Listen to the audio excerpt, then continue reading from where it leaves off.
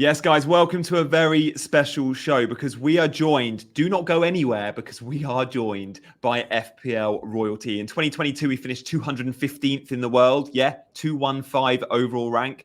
And then in 2023, a year later, he finished number 1 in the world. 2 of the last 3 seasons, Ali has had unbelievable campaigns. He is, for me, the best manager in the world. And therefore, I'm getting his top 5 tips ahead of the new season. So, Ali, 5 tips and welcome to the show. Hope you're good, mate. FPL Guns, check him out on Twitter.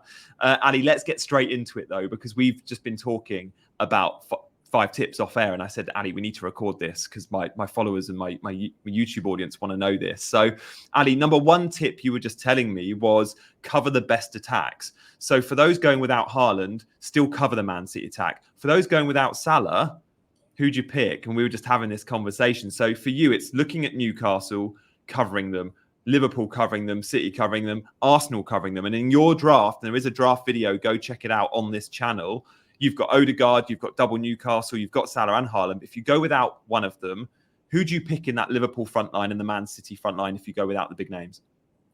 If you go without the big names, I think for Liverpool, they have a lot of options up front. And Jota, for example, he's classified as a midfielder, which is I think is just too good for him if he's fit. He's good enough to start every game for Liverpool, and I think his ceiling is too high for a midfielder. I believe he's one of the best attacking players in the game when he's fit, because he's always good with chances. He's always scoring, taking those shots, and Jota is up there. If I don't have Salah in my team, I'll definitely have him. Of course, we're yet to see how Slot sets the team up, but I think Jota, any of Darwin, Akpo are good, but it's all about the minutes there. And if you don't own Salah, I think Jota is the guy. Nice. I was surprised to see him as a mid. I couldn't believe it. Most of his minutes are as the number 9. So, okay. So, yeah, we're covering the best attacks, number 1.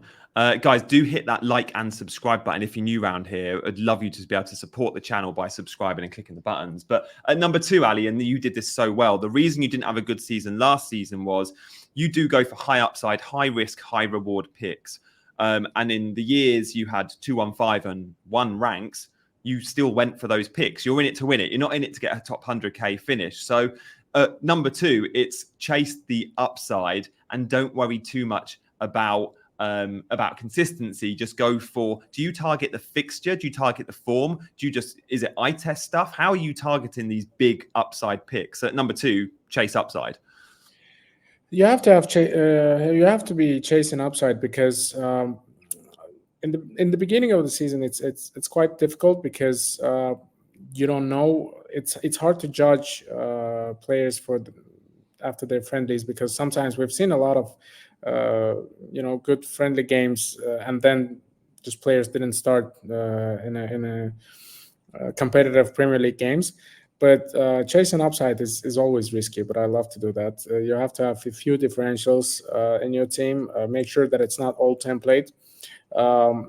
It's good for a start to have high-owned players in case, with high ceiling, of course, in case if they start banging from day one, I think you don't want to miss out on them. If some of the most highly owned players, you might want to move on if they don't perform in the first couple of games. It's easier to move on from Haaland rather than to try to buy him for an Ipswich game at home for City. So it's I would suggest to go with high upside players only, even if they're sometimes not being overlooked. Yeah, I think too many play this game for good, consistent ranks when actually play to win, as we should play any game. And yeah, the chances are 1 in 10 million or whatever it is. Ali's shown that's possible. Ali, if you're chasing the upside, it means you're going against at times the template. So your top tip number 3 is ignore the fear of missing out. Ignore FOMO, play your own game, follow your heart. Just talk to me about some of that decision-making process, because that's not easy. When you see that Haaland is 200% owned and you're backing against him because you don't have him in game week 2 when everyone's captaining him against Ipswich, you stick to your guns, right? FPL Guns is your Twitter handle. Yeah, absolutely. You have to play your own game, because there are. If you look at it, you're trying to bank on one player to score out of 11. Of course, there are high goal scorers like Haaland, like Salah, like uh, Isak, let's say. But at the end of the day, we don't know the future. If some player, we've seen so many games that players should have scored and they didn't even assist it in that game. For example, that Liverpool Bournemouth game, Salah ended up blanking after. Was there 9 goals in it? Or yeah, I think so. And there was one where Havertz, I think against Norwich again, was a 9-0, and he was the only player on the pitch that didn't convert. Yeah, it was a 7-0, I believe. Was and it 7? then so there are a lot of cases where we can see that sometimes it's just not happening. Sometimes people can get, players can get injured. So FOMO is, at the end of the day, you don't miss out on anything. It's just emotional thing, and try to make sure that whatever your decision is, it's not gonna affect your mood, because you make a decision after like evaluating some stats, maybe eye test, but at the end of the day, it's your decision. It's how you like to play the game. Whether it's, if you're Chelsea fan or Arsenal fan, you want to triple up on. I've seen a lot of people, even content creators, that were back in England just because they're from England. I mean, it's the way to play. It's how they have fun. It's not necessarily to win it, but the emotional side of it. You have to enjoy the game first of all, and just pick your players. Enjoy the game. If they're not doing well, just transfer them out and get someone else. It's not the end of the world. Yeah, exactly that. And okay, so at number 4, we've gone make the most of having good, cheap defensive options. And now you've seen my team and I've seen yours. We're looking at, both of us are kind of making the most of the 4 and 4.5s this season, because there are very good 4.5 million defenders. When we look across the game, you can get Everton and Palace defenders for 4.5, 2 very good defenses. You can get Newcastle starting defenders for 4.5. So we don't necessarily need to talk about individuals. They're all there, but backing 4.5 defenders for points, sure, they might not match Gvardiol. They might not match Gabriel, Saliba, Trent, but you're saving big, big money. And it is the gains worth it for those Arsenal, Man City, Trent defenders. I'm sure it will be at some points this season, but to start the season, you think actually a thin back line could work? It could work, because it depends on your team structure, of course. If you want to fit Haaland and the likes of Salah in one team, Palmer, Saka, I think it will be really challenging to have a strong, expensive defense, because there's absolutely no way you can fit in all of those good assets and have a good defense. So you have to pick from 4.5, maybe 5 million defenders, which is I think they're enough in this game that can offer a lot of value in terms of defensive numbers, as well as going forward. Ali, that's 4 very good tips. Do you have an obvious 5th tip there? Like for me, the way you play the game with captaincy is probably a 5th tip. Like you don't always go for the captain obvious. Again, I think to win FPL, you need to play the game a bit differently to the masses. And the year you won and the year you finished 215th, and of course, even last year, which didn't go well, you very often back against the obvious captain. Is that because you think that player will get the most points? Because that is how we should usually pick captaincy. Or is it just because you want to back against the field? How do you approach captaincy? It's different from the beginning of the season to the latest stages, because in the beginning of the season you don't want to take too much risks in terms of captaincy picks, because it's always, there are 2 or 3 good options up there who everyone going for. Once you mid-season, or maybe coming it's March, April time, and you have to your overall rank is already there, and that's what dictates my captaincy choices. Because if I'm chasing, I'll have to go differential. If I'm trying to defend my rank, which I'm never doing, which you did in the year you won it. I remember you going into April, May, and you backed against. There was the Callum Wilson Isak story. Tell us about that, because you still backed against the obvious when you were world number one. Yeah, it's. I believe that it was a double game week 36 or something, and I have to go with Wilson, who ended up scoring a lot more than 48 points with captaincy double.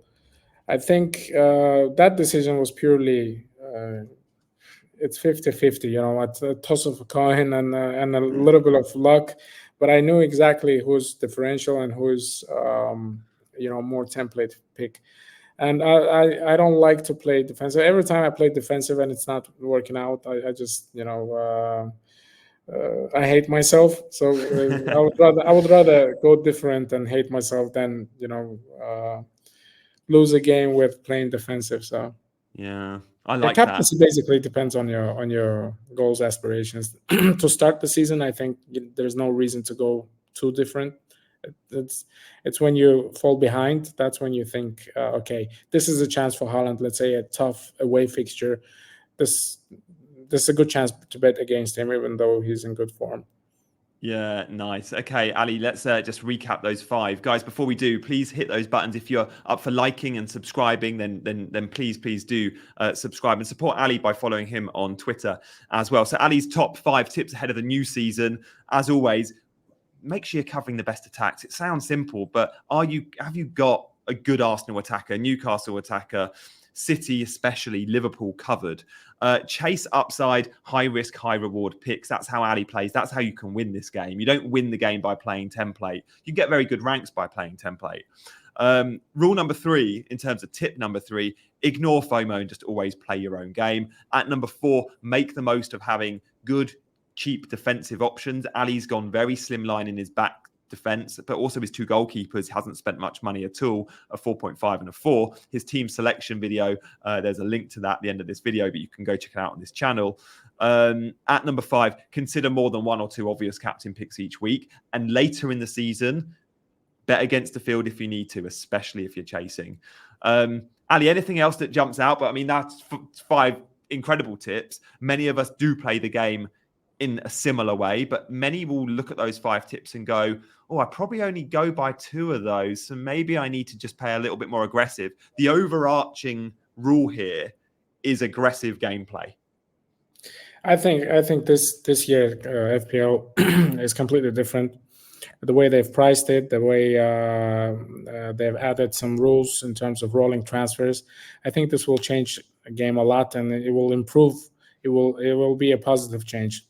Because there are a lot of managers that give up on playing after missing 2 or 3 deadlines, and then in this case we'll have 3 or 4 transfers, which could lead us to make a mini operation in our team to get rid of bad players and maybe injured ones. I think it's this year will be really exciting, and I'm pumped for it. Nice. Yeah, I am. I really am too. Guys, if you fancy supporting our partner or that I've worked very closely with in the last few years, Fantasy Football Scout, check them out. Link in the description for Scout. But also you can become a member of the Gianni Battici YouTube show just by clicking join underneath the show. We have lots of extra content for members, but also a WhatsApp group, which me and Ali are in, which has daily content. Ali and I, whether it's with our group, we're looking at so much activity ahead of deadlines. We have polls, we have voice notes and videos from me on a daily basis. So lots to enjoy there. If you fancy becoming or joining the WhatsApp group or becoming a channel member, do check that out, guys. For now, Ali, want to thank you for your time. Really appreciate you sharing that. Good luck this season, and we'll be following your progress, I'm sure, on Twitter. We might even hear from you again or throughout the season on this channel. So, mate, appreciate your time as always. And yeah, good luck for the new season ahead.